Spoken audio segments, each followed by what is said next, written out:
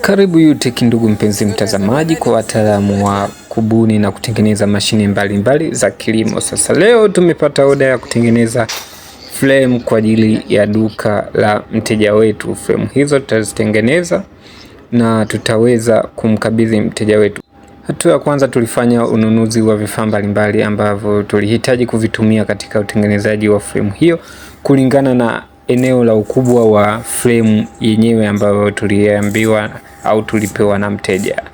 Hatua ya pili, tulifanya uchomeleaji wa sehemu za frame ambazo tulihitaji kuziunganisha, na pia tulifanya utoboaji wa frame hizo.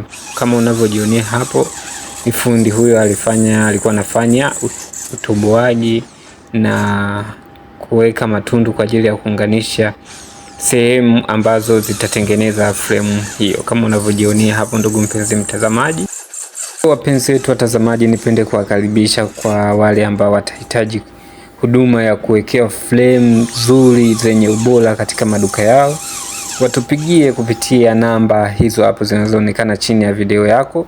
Kwa wanaotaka kutupata, tupo Ubungo, Dar es Salaam, pale maeneo ya Riverside. Unaweza kutupata na kuweka oda yako kwa ajili ya kukutengenezea. Kama unavyoona hapo, tuliziassemble kwa kuziunganisha hapo ili kupata muunganiko mzuri.